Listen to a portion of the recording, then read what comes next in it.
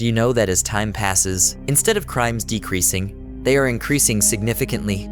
Some crimes are so horrific that they are beyond imagination. The judiciary's duty is to deliver justice, but it seems tangled in technicalities, which criminals exploit. Their lawyers find loopholes in the law and overturn cases. Recent judgments suggest that fear of the police and courts is diminishing among people. If there was fear, would crimes increase? Tell me, do you think crimes would rise under such circumstances? Today, we will discuss an incident so heinous that even a monster or a beast would think 100 times before committing it. Hello, friends. How are you all doing? Today, we are going to talk about the Chhawla case in Delhi. The story begins in India's capital, New Delhi. In the southwestern district near Dwarka, there is an area under the jurisdiction of Chhawla police station. Near Hanuman Chowk in Qutub Vihar Phase 2, a young girl lived with her family. In this case, the girl has been referred to as Anamika, a pseudonym. Originally, her family hailed from Puri Garhwal in Uttarakhand, but many years ago, her father moved to Delhi for work and brought the family along. Her father worked as a security guard. Anamika was the eldest and only daughter in the family. She had 2 younger brothers. The family's financial condition wasn't good. This story takes place around 2011 to 12. Her father earned a meager salary of 5,000 rupees, which supported the entire household. Anamika was a bright and ambitious student from a young age. Her dream was to study hard, become a teacher, and educate young children. At the time, she was 19 years old and pursuing a Bachelor of Arts BA program at a college in Delhi. Alongside her studies, she had started working as a data entry operator at a company in Gurgaon's DLF area. Gradually, she was becoming independent. Her job also improved the family's financial situation. Her father, who was aging, found it increasingly difficult to continue as a security guard, a role that required constant vigilance and physical activity. He was contemplating retirement because Anamika had taken charge of the household and its responsibilities. Her younger brothers often came to her when they needed money for snacks or other items from the market. The family had begun relying on Anamika. Then, one day, something happened that completely shattered the happiness and future of this cheerful family, a tragedy they could never forget. It was February 9th, 2012, around 8:30 p.m. As usual, Anamika was walking home with her 3 friends Pooja, Sanjita, and Saraswati.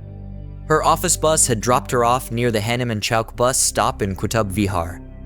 From there, it was a 20-minute walk to her home. That day was supposed to be no different.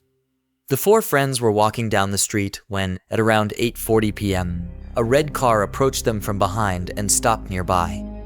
The area was poorly lit, dark, and sparsely populated. A boy extended his hand from the car and tried to forcibly pull Anamika inside. She resisted, and her friends also tried to stop him. An attempt was made to save Anamika when a passerby named Vikas noticed the situation and rushed to help. Meanwhile, 2 more boys got out of the car and tried to stop Vikas. During the commotion, the first boy dragged Anamika into the car. The other boys also quickly got into the car, and they sped away within seconds. Before anyone could grasp what was happening, the culprits kidnapped Anamika. A friend of hers, who lived nearby, ran to her home to inform her father about the incident. The father then went to Anamika's home to inform her parents that some boys had forcefully taken their daughter away in a red car. On hearing this, her parents were shocked.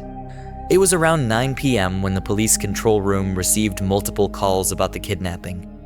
Anamika's father rushed to Chhawla police station and narrated the entire incident based on what Anamika's friends had told him.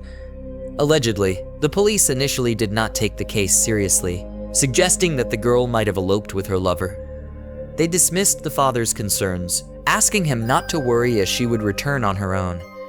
When the father insisted on immediate action, the police claimed they did not have a vehicle to reach the crime scene and asked him to arrange for one. The police's apparent apathy frustrated the family and delayed the investigation. Had the police acted swiftly by setting up roadblocks and checking red cars at Delhi's borders, Anamika might have been rescued in time. At around 9:18 p.m., the police control room informed Chhawla police station about the kidnapping, finally prompting them to act. A sub-inspector, along with a constable, reached Hanuman Chowk in Qutub Vihar, where eyewitnesses were waiting. Anamika's friend Saraswati, who had tried to save her, was also present. She provided the police with all the details of the incident. The kidnapping took place around 8:45 p.m. when Anamika was forcibly taken away in a red car. Based on Saraswati's statement, the police registered an FIR under APE section 363 against unknown persons. The case gained significant attention as it involved the abduction of a young girl from a major city in broad daylight.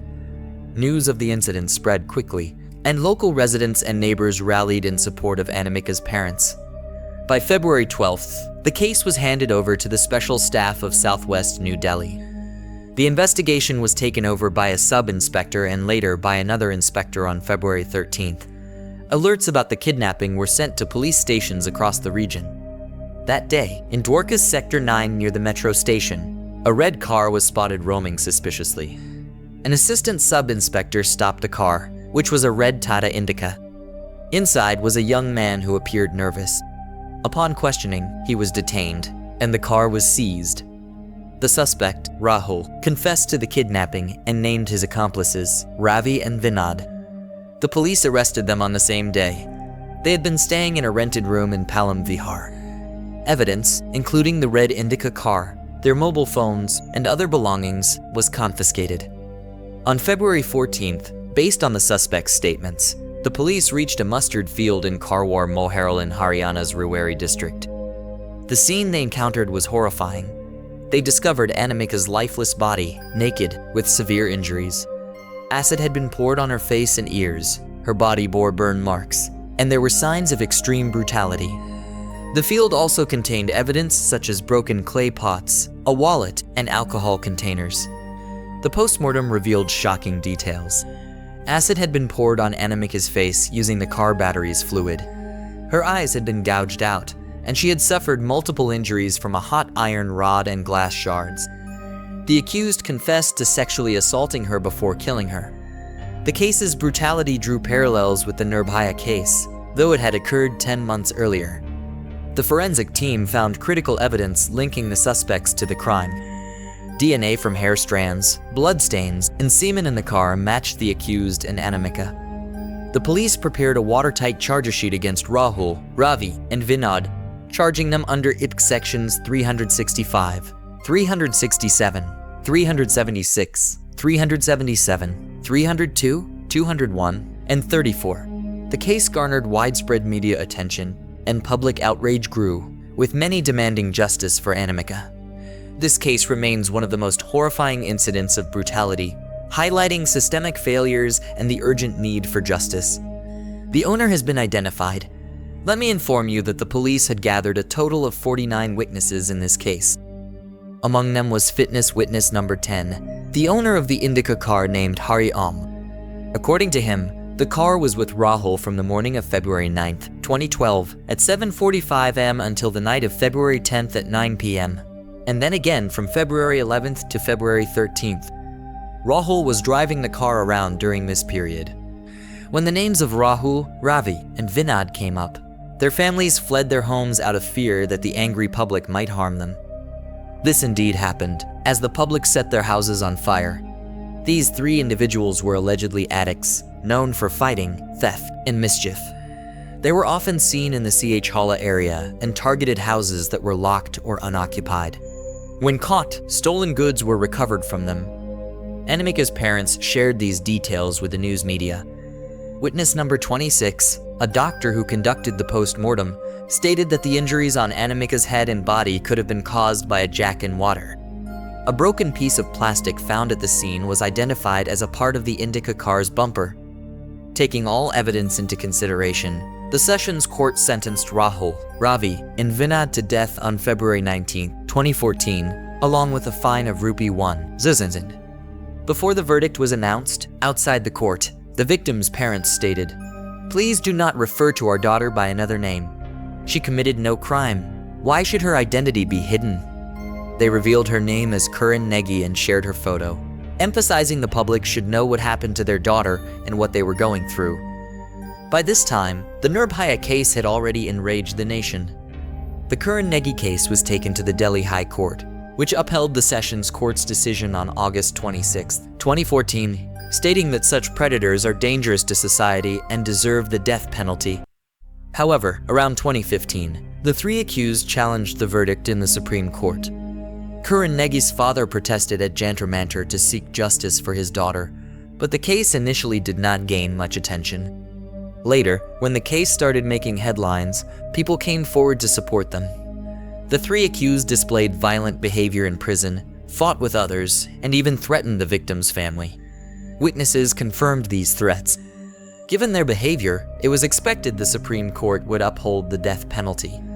However, the trial stretched on for nearly 7 years, similar to the Nirbhaya case. In April 2022, hearings were completed, but the verdict was reserved. On November 7, 2022, the Supreme Court shocked the nation by acquitting all three accused, citing lack of evidence and flaws in the police investigation. The court highlighted gaps such as tampered samples, inconsistent testimonies, and procedural lapses, including no identification parade for the accused and delayed forensic analysis. Crucially, none of the witnesses could identify the accused in court due to darkness and the perpetrators covering their faces. The post-mortem confirmed the death occurred between February 10th and February 11th, but it lacked precision.